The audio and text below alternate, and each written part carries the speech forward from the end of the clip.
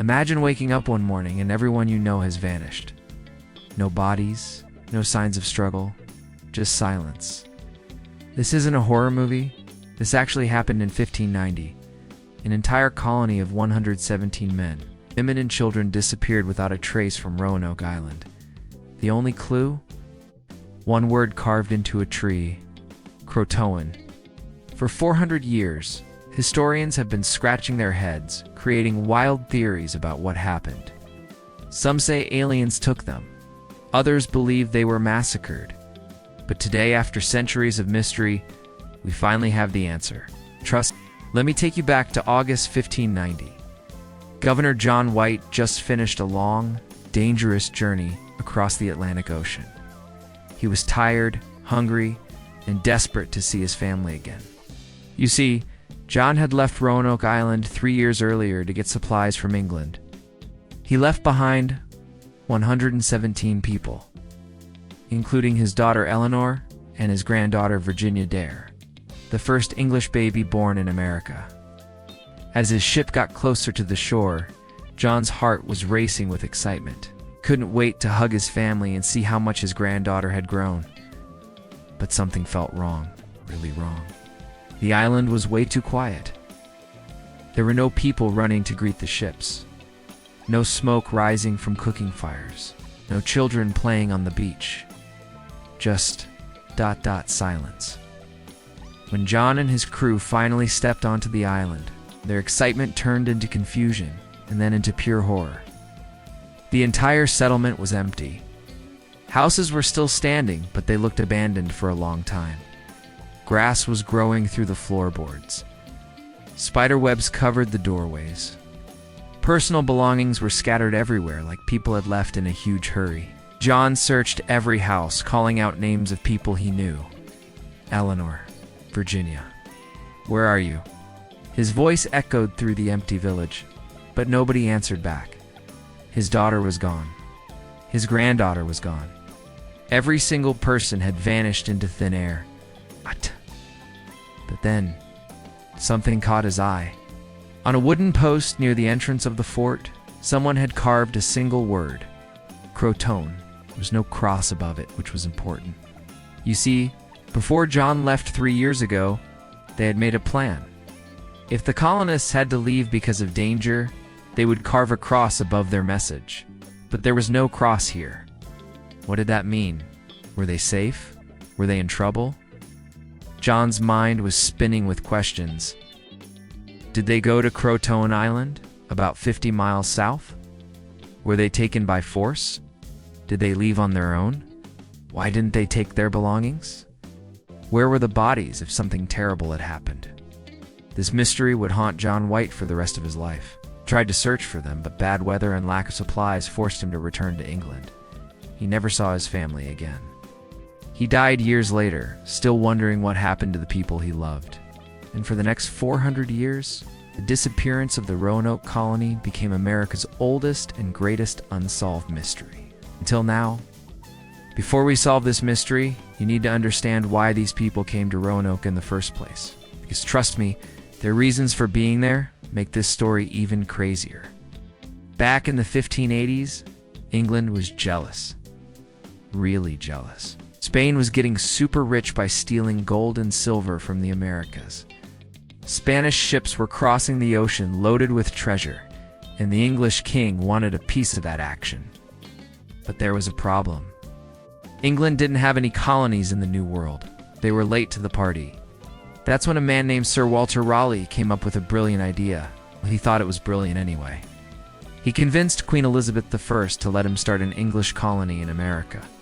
The Queen loved the idea. She even let Raleigh name the land Virginia after her. You see, Elizabeth never got married, so people called her the Virgin Queen. That's actually where the name Virginia comes from. In 1585, Raleigh sent the first group of colonists to Roanoke Island, located in what we now call North Carolina. But this first attempt was a total disaster. The colonists fought with the Native Americans living nearby. They ran out of food. They had no idea how to survive in this new land. After just 1 year, they begged to go home, and a famous explorer named Sir Francis Drake gave them a ride back to England. But Raleigh didn't give up. He was determined to make this work. In 1587, he organized a second expedition. This time, he chose a man named John White to be the governor. John was an artist and a map maker, and he seemed like a good leader. Raleigh also decided to send families this time, not just soldiers and adventurers. He thought families would work harder to make the colony successful because they had children to protect and futures to build. On May 8, 1587, around 117 brave souls boarded ships heading to the New World. There were men, women, and children. They packed their entire lives into wooden boxes. They said goodbye to everything they knew, their homes, their friends, their old lives. They were chasing a dream of a better future in a land they'd never seen. Among these colonists was John White's pregnant daughter, Eleanor, and her husband, Ananias Dare. Just imagine how scared Eleanor must have been. Traveling across a dangerous ocean while pregnant, heading to a wild and unknown land. They had no idea they were sailing toward one of history's greatest mysteries. They had no idea that their names would be remembered 400 years later. Not for building a successful colony, but for disappearing without a trace. When the colonists arrived at Roanoke Island in July 1587, things went wrong almost immediately. And I mean really wrong. First, the ship's captain, a guy named Simon Fernandez, basically kicked them off the ship at Roanoke. The original plan was to drop them off temporarily and then take them further north to the Chesapeake Bay area, where the land was better for farming and there was fresh water. But Fernandez was tired of the long journey. He wanted to go hunt Spanish treasure ships and get rich. So he told the colonists, "Nope, you're staying here. Good luck," and sailed away. The colonists were shocked. Roanoke wasn't supposed to be their permanent home. Soil wasn't great for growing crops. The island was small and swampy in places. Plus, this was the exact same spot where the first colonists had fought with the Native Americans just 2 years earlier. Those Native Americans still remembered the violence, and they weren't happy to see English people coming back. But the colonists had no choice. They were stuck. So they did what they had to do. They started rebuilding the old houses that the first group had left behind. They planted gardens, tried to make friends with some of the local tribes. Some Native Americans were willing to help them and teach them how to survive. Others wanted nothing to do with these strangers. Then, just 1 month after arriving, tragedy struck. A colonist named George Howe went crabbing alone near the shore. He was probably hungry, just looking for some food for his family. But he wandered too far from the settlement. A group of Native American warriors found him, shot him with 16 arrows, and beat him with wooden clubs. When the other colonists found George's body, they were horrified. His head was crushed, and he was lying in shallow water. This murder terrified everyone. They realized they weren't safe. The Native Americans were watching them. The island that was supposed to be their new home felt like a death trap. Fear spread through the colony like wildfire.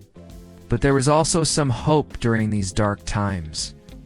On August 18, 1587, Eleanor White Dare gave birth to a baby girl. They named her Virginia Dare, and she became the first English child born in America. For a moment, everyone celebrated. This baby represented their future. She was a symbol that English people could actually live and grow families in the New World. Little Virginia had no idea that her birth would make her famous centuries later. She had no idea that her fate would become one of history's biggest questions. What happened to baby Virginia Dare? Where did she go? Did she survive? Just 9 days after Virginia Dare was born, the colonists made a decision that would change everything. They held a meeting, and the tension in the room was thick. Everyone was scared. Food was running low. Winter was coming. George Howe's murder was still fresh in their minds. They needed help, and they needed it fast. The colonists turned to John White, their governor and the new grandfather of baby Virginia. They had a request that broke his heart. "Governor White," they said, "you need to go back to England. We need more supplies." We need more people. We need weapons to defend ourselves. You're the only one the Queen and Sir Raleigh will listen to. You have to go." John White didn't want to go. Can you imagine? His daughter had just given birth. His granddaughter was only 9 days old. His family was here, vulnerable and afraid. How could he possibly leave them? He argued with the colonists. He told them to send someone else. Anyone else. But the colonists insisted. He said he was the leader, and leaders sometimes have to make sacrifices.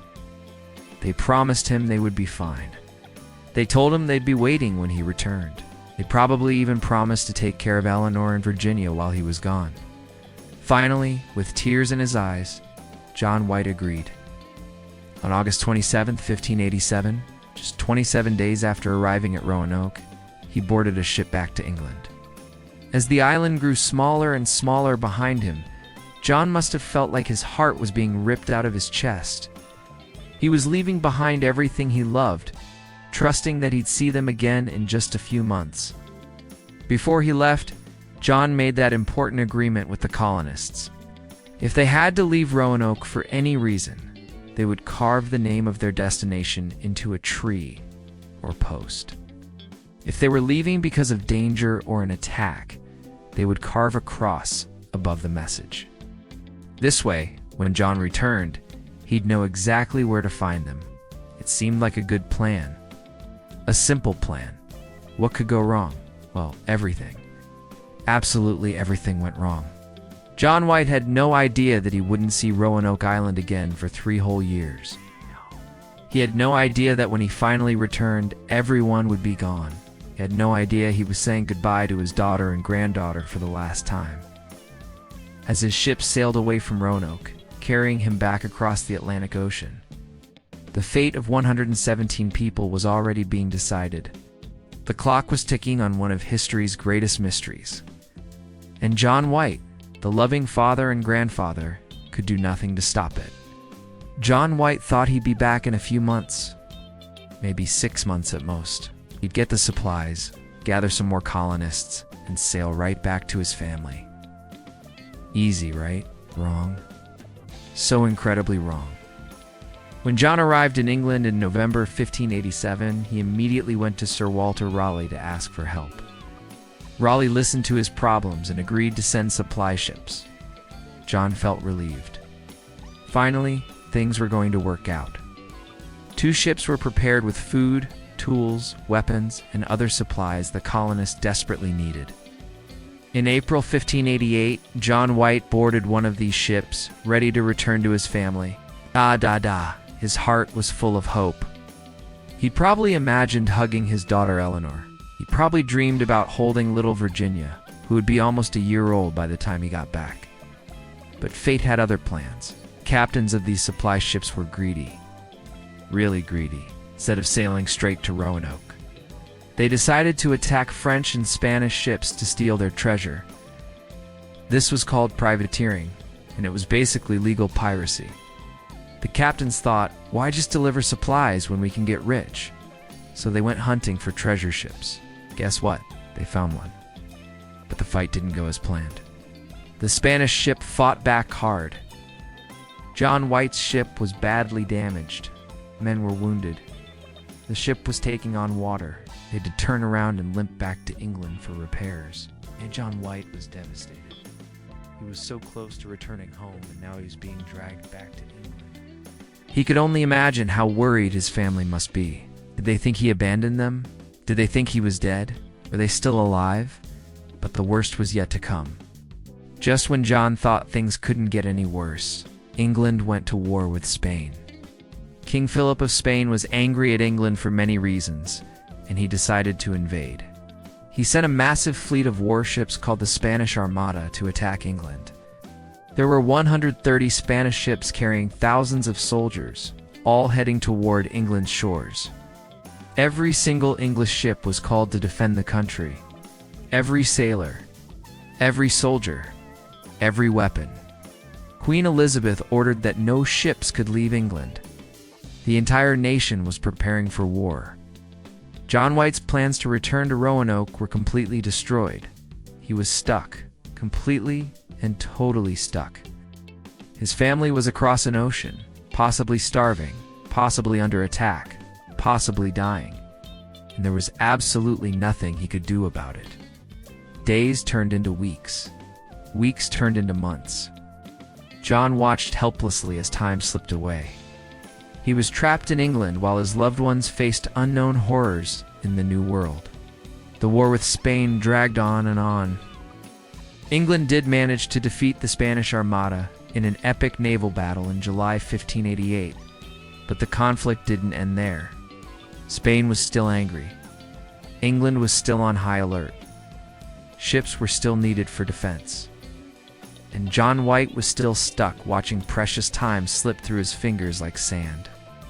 Can you imagine what those years were like for him? Every single day he woke up thinking about his family. Every night he went to bed wondering if they were still alive.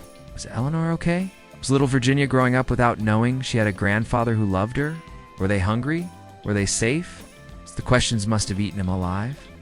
John tried everything to get back. He begged Sir Walter Raleigh. He wrote letters to important people. He probably got down on his knees and pleaded with anyone who would listen, but nobody could help him. England's ships were too valuable for war efforts. They couldn't waste resources on a small rescue mission to a colony that might already be gone. During these 3 long years, John heard nothing from Roanoke. No messages, no letters, no ships arriving with news. Just complete and total silence.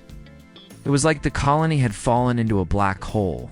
In his darkest moments, John must have feared the worst.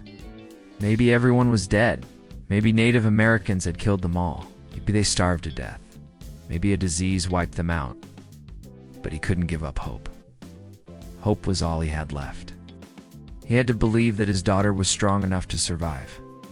He had to believe that the colonists were helping each other. He had to believe that somehow, some way, they were still alive and waiting for him. Finally, in 1590, things changed. The war tensions eased up a bit. John White convinced a privateer captain named John Watts to take him to Roanoke. These weren't official rescue ships. They were private vessels planning to hunt Spanish treasure.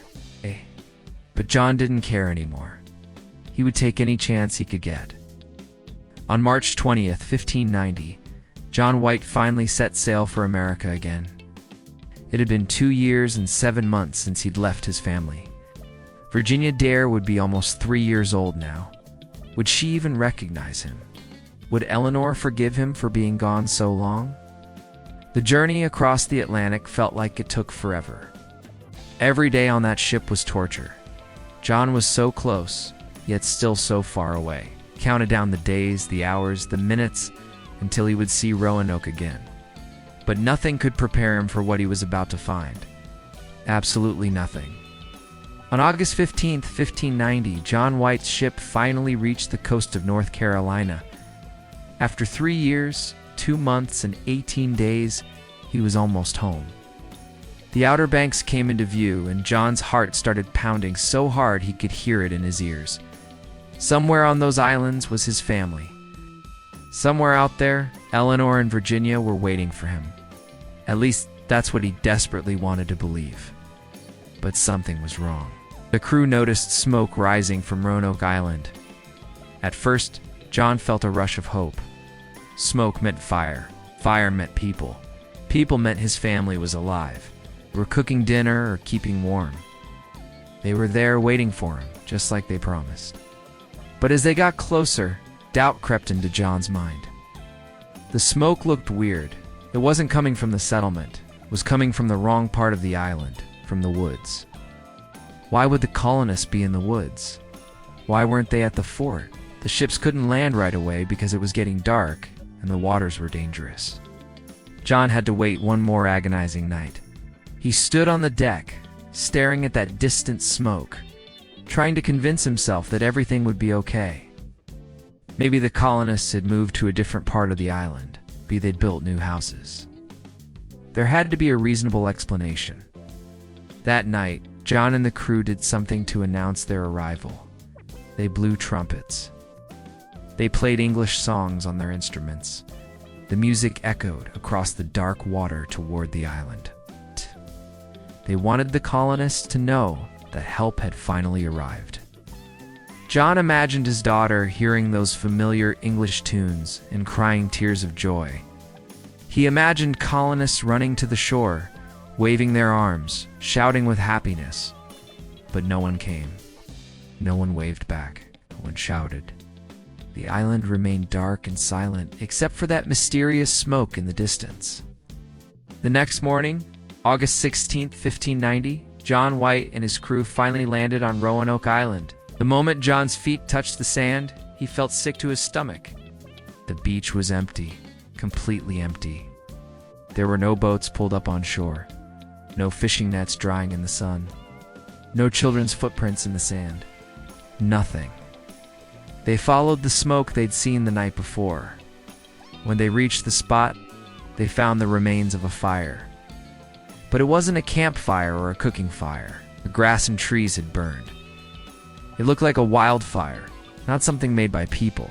The smoke that had given John so much hope was just nature playing a cruel trick on him. Now, with heavy hearts and growing fear, they headed toward the settlement. As John White and his crew walked through the forest toward the settlement, John's mind was racing. Maybe everyone was just out hunting. Maybe they were fishing. Maybe they'd moved inland temporarily. He created 100 different explanations in his head, each one trying to fight off the terrible feeling growing in his gut. Then they reached the settlement, and John's worst fears started becoming real. The entire village was surrounded by a high fence made of tree trunks. A palisade, they called it. This fence hadn't been there when John left 3 years ago. Colonists must have built it for protection. Protection from what? Native Americans? Wild animals? What had scared them so badly that they built a wall around their entire village? John and his men entered through the opening in the fence. What they saw inside made their blood run cold. The settlement looked like a ghost town. Every single house was empty. Doors hung open, creaking in the wind. Windows stared at them like hollow eyes. Grass and weeds had grown up through the wooden floors. Vines were crawling up the walls. John ran from house to house, calling out names. Eleanor Ananias, Virginia. Yes. His voice echoed off the empty buildings, but nobody answered. He checked every room, every corner, every shadow. Nothing. Just emptiness and silence. But here's what made it even more disturbing. The houses weren't destroyed. There were no burn marks, no broken furniture, no signs of a battle or struggle. It didn't look like anyone had been attacked. It looked like everyone had simply ... left. But why? And where did they go? The crew found that many personal belongings were still there. They discovered 3 iron chests that had been buried and then dug up. The chests were broken open and books were scattered around them. Rain had ruined the pages. John recognized one of these chests. It was his own. Inside had been his personal maps, drawings, and papers that he'd left behind. Someone had dug them up and left them to rot in the weather. Why would the colonists do that to his belongings? It didn't make sense. Heavy iron tools were lying around, the kind of things that would be valuable and important for survival. Why would the colonists leave behind tools they needed? If they'd left voluntarily, wouldn't they have taken these things with them? One of the crew members shouted. He'd found something. Everyone rushed over to see what it was. On a post at the entrance to the fort, carved into the wood, was a single word. Just one word that would confuse historians for the next 400 years. The word was Croatoan. John White stared at that word carved into the wooden post. Croatoan, his hands were shaking, his mind was spinning. What did this mean? Was this good news or bad news? Remember the agreement John had made with the colonists before he left? They promised to carve the name of their destination if they had to leave. And if they were in danger, they would carve a Maltese cross above the name. John's eyes frantically searched above the word Croatoan. No cross. There was no cross carved above it. For a moment, John felt a wave of relief wash over him. No cross meant no immediate danger, right? Maybe the colonists had left peacefully. Maybe they had made friends with the Croatoan tribe and gone to live with them. The Croatoan people lived on an island about 50 miles south, and their chief Monteo had always been friendly to the English. In fact, Monteo had traveled to England with earlier explorers and had helped the colonists when they first arrived. But then John's mind filled with more questions. If they left peacefully, why did they leave so many important things behind? Why did they build that protective fence if everything was fine? Why did someone dig up his personal belongings and leave them to be destroyed by rain? The crew kept searching the area for more clues. Then someone found another carving. On a nearby tree, someone had carved the letters Crow, like they'd started to write Croatoan, but never finished. Why? Were they interrupted? Were they in a hurry? Did something stop them from completing the message? John wanted to leave immediately to search Croatoan Island. That's where his family had to be. That's where everyone was waiting. He could feel it in his bones. They were so close, just 50 miles away. Eleanor was probably telling little Virginia stories about her grandfather who went to get help. They were probably scanning the horizon every day, waiting for his ship to appear. But once again, fate had other plans. A massive storm was rolling in from the ocean. The sky turned dark and angry. The wind picked up, making the ships rock dangerously. The ship's captain told John they had to leave now, or risk being destroyed by the storm. They needed to get to safer waters immediately. John begged them to wait, just one more day. Just let him sail to Croatoan Island real quick. It was only 50 miles. His family was right there. It was so close after 3 years of waiting. But the captain refused. The storm was too dangerous. The ship's anchors were already dragging. They were in serious danger of being smashed against the shore. They had to go. Now, John White stood on the deck of that ship, watching Roanoke Island disappear into the distance, and his heart shattered into a million pieces. The storm was getting worse. Waves crashed over the sides of the ship. Rain pounded down. Wind tore at the sails, but John didn't care about any of that. All he could think about was his family, so close yet completely out of reach. The captain promised John they would come back. "We'll ride out the storm in the Caribbean," he said. "We'll repair the ship, get fresh water, and then we'll return to search Croatoan Island. I promise." John had no choice but to believe him. What else could he do? Jump overboard and swim back? So they sailed south to the Caribbean islands, fighting the storm every mile of the way. The journey was brutal. The ship was damaged. Sailors were exhausted. Food was running low. When they finally reached the Caribbean, they needed major repairs. But then, disaster struck again. Another terrible storm hit while they were in the Caribbean. This storm was even worse than the first one. The ship was beaten up badly. Supplies were destroyed. The crew was barely holding things together. The captain made a decision that destroyed John's last hope. "We have to return to England," the captain announced. "The ship can't handle another voyage to Roanoke. We'll sink if we try." "I'm sorry, Governor White, but we have no choice." John White fell to his knees. He begged, he pleaded, he probably cried. "Please," he must have said. "My daughter is there, my granddaughter. Everyone I love is on that island. We're so close. Just 50 more miles. Please." But the captain's mind was made up. The ship was too damaged. The crew was too weak. The supplies were too low. Going back to Roanoke would be suicide. They had to sail for England while they still could. In October 1590, John White's ship limped back across the Atlantic Ocean toward England. John stood at the back of the ship, watching America disappear over the horizon. He knew deep in his soul that he would never see his family again. He knew he would never get another chance to search for them. And he was right. John White would never return to America. He would spend the rest of his life wondering what happened to the 117 people he left behind. He would die years later, probably sometime around 1593, never knowing the truth.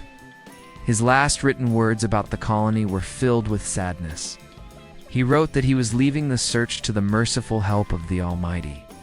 John White died with a broken heart, believing he had failed the people who trusted him most.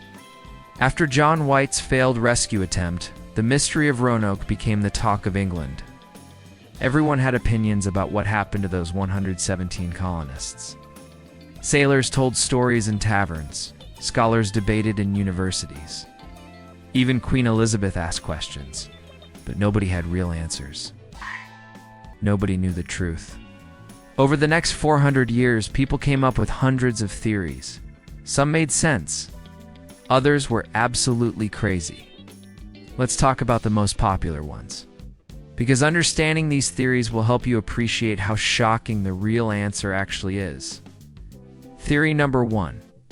They were massacred by Native Americans.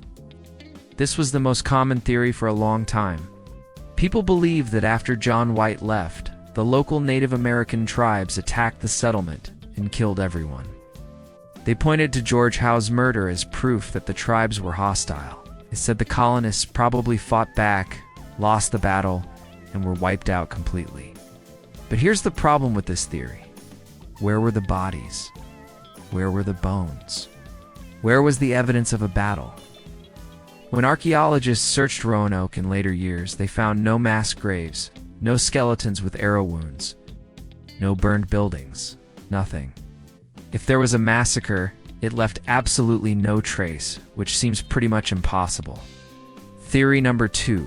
They died from disease or starvation. Some people thought maybe a terrible sickness swept through the colony, or perhaps they ran out of food and slowly starved to death. This happened to other early colonies in America. Jamestown, which was founded in 1607, almost failed because of starvation and disease. So maybe Roanoke suffered the same fate. But again, where were the bodies? If over 100 people died from disease or starvation, their bones would still be there. Dead bodies don't just vanish into thin air. Why would they carve Croatoan on that post if they were all dying? That doesn't make any sense at all. Theory number 3. They tried to sail back to England. Maybe the colonists got tired of waiting for John White. Maybe they thought he had abandoned them or died during his journey, so they built boats and tried to sail back to England on their own. But their boats sank in a storm, and everyone drowned at sea. This theory had some popularity because it explained why there were no bodies on the island. The ocean had swallowed them up. But there were major problems with this idea too. First, building ships that could cross the Atlantic Ocean required serious skills and tools. Could the colonists really do that? Second, if they were planning to leave, why carve Croatoan? It's the name of an island, not a direction toward England. Now let's talk about some of the really wild theories that people came up with. These are the ones that sound like they came straight out of a science fiction movie. But believe it or not, some people actually took these seriously. Theory number 4. Aliens abducted them. Yeah, you read that right. Some people genuinely believe that aliens came down from space and took the entire colony. They said the word Croatoan was actually an alien language or a coded message. They pointed to the fact that the colonists disappeared without a trace as proof of alien abduction. After all, what else could make over 100 people vanish so completely? Obviously, this theory is ridiculous. There's zero evidence of alien life visiting Earth in 1590, but it shows you how desperate people were to explain this mystery. When normal explanations don't work, people start looking for supernatural ones. Theory number 5. The Spanish killed them. England and Spain were enemies during this time, remember? Some historians suggested that Spanish soldiers sailed north from Florida, found the Roanoke colony, and destroyed it to stop England from establishing a foothold in America.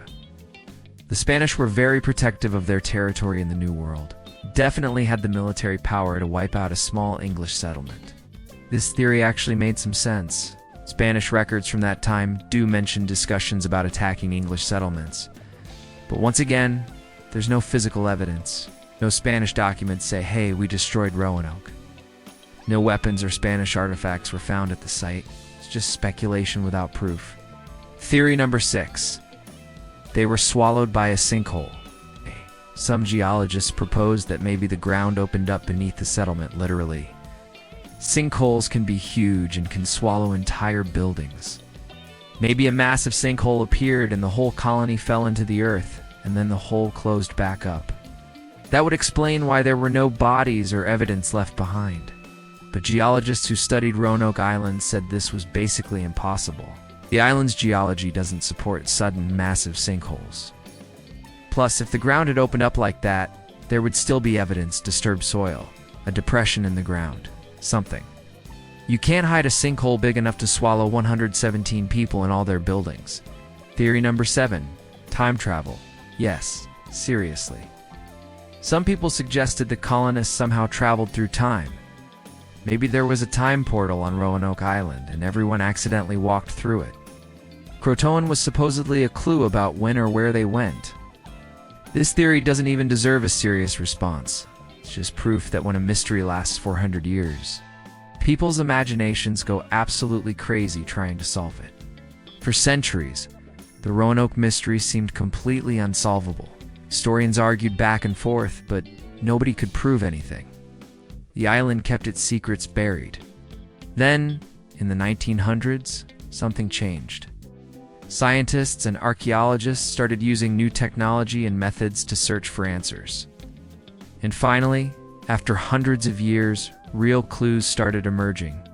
In 1937, researchers found something interesting. They discovered stones scattered across North Carolina with writing carved into them. These stones claimed to be messages from Eleanor Dare, John White's daughter. One stone said that most of the colonists had died from disease and attacks. It gave details about where they traveled and how they suffered. People got super excited. Finally, proof. Eleanor Dare had left messages for her father. But then experts examined the stones more carefully. The language seemed too modern. The carving style was suspicious. After a lot of investigation, they concluded the stones were fakes. Someone had created them as a hoax, probably hoping to become famous or make money. It was heartbreaking. The mystery remained unsolved, but real discoveries were coming. Ice. In 1998, archaeologists started a serious scientific dig at Roanoke Island. They used ground-penetrating radar, metal detectors, and careful excavation techniques. They dug slowly and documented everything. And they found stuff, real stuff, that the colonists had left behind. They discovered the remains of a small science lab where Thomas Harriot, one of the colonists, had done experiments. They found pieces of pottery, both English and Native American styles mixed together. This was interesting. Why were English and Native American pottery pieces found in the same locations? Were the colonists trading with Native Americans? Were they living together? They also found copper pieces that had been reworked. The English brought copper items with them, but someone had melted down the copper and reshaped it in Native American styles. This suggested that English people were learning Native American metalworking techniques. Or maybe Native Americans were using English copper. Either way, it showed interaction between the two groups. In 2007, researchers made an even bigger discovery. They were studying John White's old maps, the ones he drew when he first explored the area. Using special imaging technology, they found something hidden under a patch on one of the maps. Someone had covered up a small symbol with a piece of paper, probably to keep it secret from Spanish spies who might steal the map. When they removed the patch, they found a small fort symbol drawn about 50 miles inland from Roanoke, near the Chowan River. Was this a secret location? Was this where the colonists planned to go? Did John White know about a backup plan that he never got to investigate? The pieces of the puzzle were finally starting to come together. In the 2000s, scientists realized they had a powerful new tool to solve old mysteries: DNA testing. You've probably heard about DNA on crime shows. It's the genetic code inside every cell of your body that makes you unique. DNA can prove if people are related to each other, even hundreds of years later. And that's exactly what researchers decided to use to crack the Roanoke mystery. They came up with a clever plan. If the Roanoke colonists had survived and integrated with Native American tribes, then their descendants would still be alive today. Those descendants would have DNA from both English colonists and Native Americans. So scientists started collecting DNA samples from people living in North Carolina, especially from families who had stories passed down through generations about having English ancestors. The Lumbee tribe of North Carolina became a major focus of this research. The Lumbee people had always claimed they were descendants of the lost colonists. For centuries, they'd told stories about their ancestors having pale skin and light eyes. Many Lumbee people had English last names like Brooks, Cooper, and Dare, the same last names as Roanoke colonists. Coincidence or evidence? In 2007, a group called the Lost Colony DNA Project began serious genetic testing. They collected DNA from Lumbee tribe members and compared it to DNA from English families whose ancestors might have been colonists. And guess what they found? Several Lumbee people had DNA markers that matched English families from the right time period. But here's where it gets tricky. DNA evidence can show that English people and Native Americans mixed at some point, but it can't prove exactly when or where that happened. English settlers came to North Carolina in later years too, especially after Jamestown was founded in 1607. So the English DNA and Lumbee tribe members might have come from those later settlers, not from the lost colonists of Roanoke. Scientists needed more evidence to be sure. They kept digging, kept testing, kept searching for the smoking gun that would prove their theory once and for all. Then, in 2012, archaeologists made a breakthrough discovery at a site near the Chowan River, right where that hidden symbol appeared on John White's map. They found European artifacts mixed with Native American artifacts from the exact time period when the colonists disappeared. They found pieces of English pottery. They found parts of an iron sword. They found a writing slate that English children would have used for lessons. Most importantly, they found these items inside a Native American village, not in an English settlement, not in a battlefield. Inside a peaceful Native American community where people had been living normal, everyday lives. The colonists hadn't been killed. They hadn't starved, hadn't vanished into thin air. They had moved. And they had merged with Native Americans. Remember that word carved into the post? Croatoan? Turns out it was the most important clue all along. For 400 years, people knew the colonists had carved this word, but they didn't fully understand what it meant. Now, finally, we do. Croatoan wasn't just a random word. It was the name of an island, now called Hatteras Island, located about 50 miles south of Roanoke. But more importantly, it was the name of a Native American tribe. The Croatoan people lived on that island, and they were friendly with the English colonists.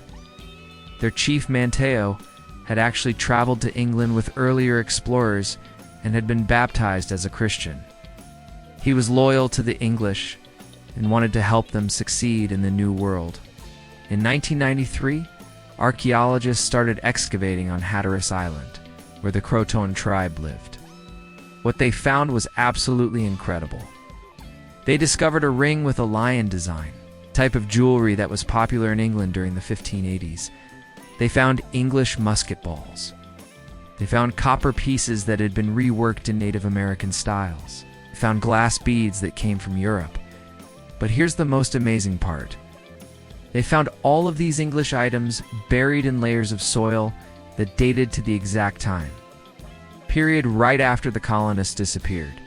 This wasn't from later English settlements. This was from 1587 to 1590, the exact years when the lost colonists were missing. The evidence painted a clear picture. After John White left for England, the Roanoke colonists realized they were in serious trouble. They were running out of food.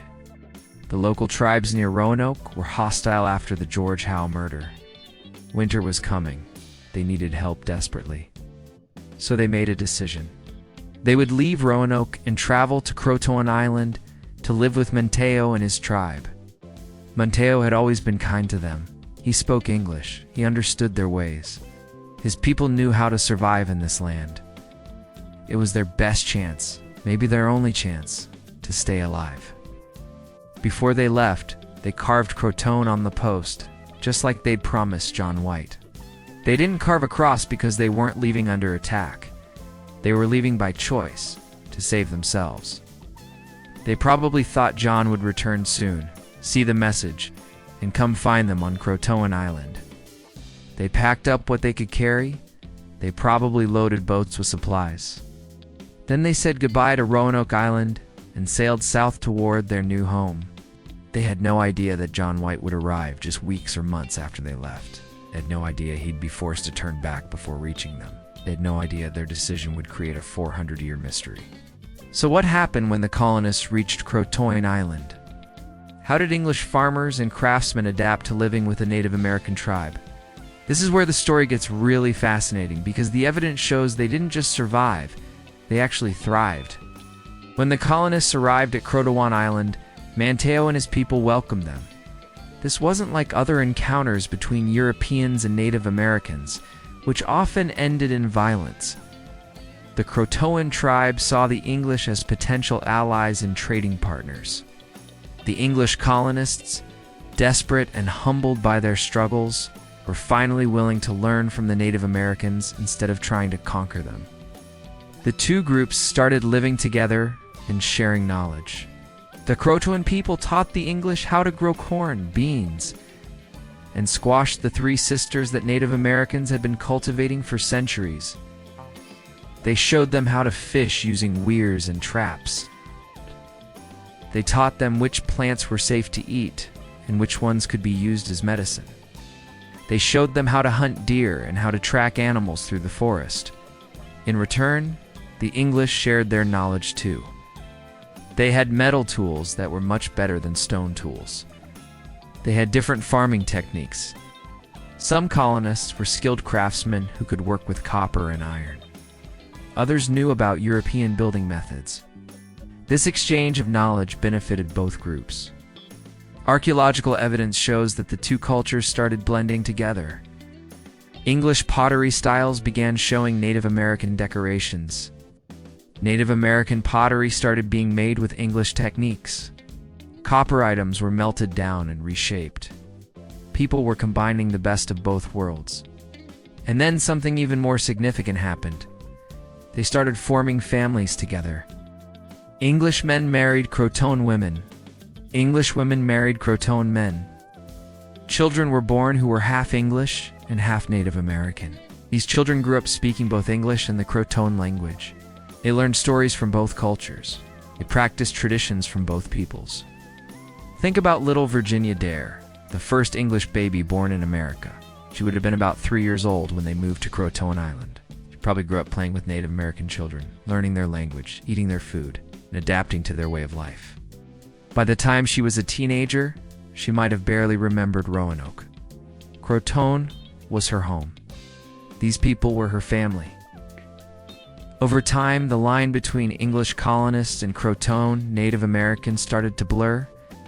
Within a generation or two, they weren't two separate groups anymore. They had become one people, a unique blend of English and Native American cultures. The lost colonists weren't lost at all. They had simply become something new. They had become Americans in the truest sense of the word.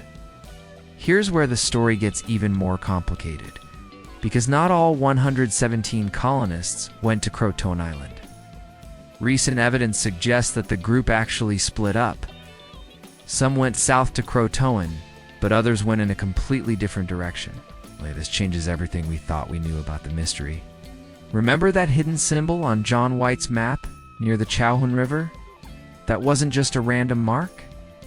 In 2012, archaeologists began serious excavations at a site called Site X, located exactly where that secret symbol had been drawn. And what they found there was mind-blowing. They discovered a Native American village that showed clear evidence of English people living there during the exact time period of the lost colony. They found a piece of slate used for writing, something only English children would have. They found parts of iron tools. They found broken pieces of English pottery mixed right in with Native American artifacts. But here's what makes this discovery so important. This site was 50 miles inland from Roanoke, in a completely different direction from Croatoan Island. These weren't items that were traded from far away. English people actually lived at this site. They lived there at the same time the colony disappeared. Scientists now believe that when the colonists decided to leave Roanoke, they didn't all go together. They split into at least two groups, maybe more. Some families went south to Croatoan Island to live with Manteo's friendly tribe. Other families traveled inland to the Chowan River area, where they joined different Native American communities. Why would they split up? It actually makes perfect sense when you think about it. Over 100 people is a lot of mouths to feed. One Native American village might not have enough food and resources to support that many extra people, especially during winter. By splitting into smaller groups and going to different villages, the colonists increased their chances of survival. Each group could integrate into a different community without overwhelming their hosts. There's also evidence that some colonists might have traveled even further. Legends from various Native American tribes across North Carolina and Virginia tell stories about white people who came to live with them long before other English settlers arrived. Some tribes have oral histories about teaching pale-skinned strangers how to survive in their land. Family trees from multiple tribes show English surnames popping up in the early 1600s. The Lumbee tribe, the Hatteras tribe, the Coharie tribe, and others all have traditions claiming descent from the lost colonists. For centuries, historians dismissed these stories as myths or confusion with later settlers. But now, with archaeological and DNA evidence backing up these oral histories, scientists are taking these tribal legends seriously. The colonists didn't just go to one place. They scattered across the region, joining different Native American communities wherever they could find safety and acceptance. You might be wondering, if the colonists simply joined Native American tribes, why did it take 400 years to figure this out? Why was this such a huge mystery? Great question. The answer tells us a lot about history, prejudice, and who gets to tell stories. First, let's talk about what happened when English settlers returned to the area years later. In 1607, Jamestown was founded in Virginia, about 150 miles north of Roanoke. These new colonists heard rumors about the lost colony. Some Native Americans told them stories about white people living among coastal tribes. The Jamestown leader named John Smith even wrote in his journals that he'd heard reports of English people living with Native Americans near Roanoke. But here's the problem. The Jamestown colonists didn't really investigate these rumors seriously. Why? Because they couldn't imagine English people willingly choosing to live as Native Americans. In their minds, English culture was superior. The idea that colonists would abandon their English identity and adopt Native American ways of life seemed impossible, even shameful. When they heard these stories, they assumed the survivors must be prisoners or slaves being held against their will. They launched a few half-hearted rescue attempts, but they never found anyone who wanted to be rescued. So they eventually gave up and decided everyone must be dead. Second, there's the issue of written records versus oral history. The English wrote everything down. They kept journals, drew maps, and sent official reports back to England. These written documents survived for centuries. But Native American tribes didn't have written languages at that time. They passed down their history through oral traditions, stories told from grandparents to grandchildren, generation after generation. For hundreds of years, historians only trusted written records. They believed that if something wasn't written down by Europeans, it probably wasn't true. When Native American tribes said, "Our ancestors include English colonists from Roanoke," historians dismissed these claims as legends or fantasies. They didn't take oral history seriously. Third, there were political and social reasons to ignore the truth. As America grew and expanded, the government wanted Native American lands. It was easier to take that land if Native Americans were seen as completely different and separate from white Americans. Acknowledging that English colonists had peacefully integrated with Native Americans, that they'd had children together and created mixed families, didn't fit the narrative that European settlers were trying to promote. The idea that the lost colonists had become Native Americans was uncomfortable for many people. It suggested that the boundary between civilized Europeans and savage Native Americans was as clear as they wanted to believe. It suggested that Native American culture had value, that it was something English people might actually choose. So the mystery persisted, not because the evidence wasn't there, but because people weren't ready to see it or accept what it meant. In 2020, researchers finally assembled all the puzzle pieces and presented the complete picture. Using a combination of archaeology, DNA evidence, historical documents, oral histories, and advanced technology, they solved the Roanoke mystery once and for all. Here's what actually happened to the lost colonists. After John White left in August 1587, the colonists struggled through a difficult winter. Food ran low, tensions with nearby hostile tribes got worse. By the spring or summer of 1588, they realized John White wasn't coming back anytime soon. They had to make a choice: stay at Roanoke and probably die, or leave and find help. They decided to leave. But they were smart about it. They made agreements with multiple Native American tribes who were willing to accept them. The colonists then split into several groups to increase their chances of survival. The main group, probably 50 to 70 people, traveled south to Croton Island, where Chief Manteo's friendly tribe lived. Another group, maybe 30 to 40 people, traveled inland to the Chowhin River area. A few smaller groups possibly went to other locations. Before leaving Roanoke, they carved Croton on the post to tell John White where the largest group had gone.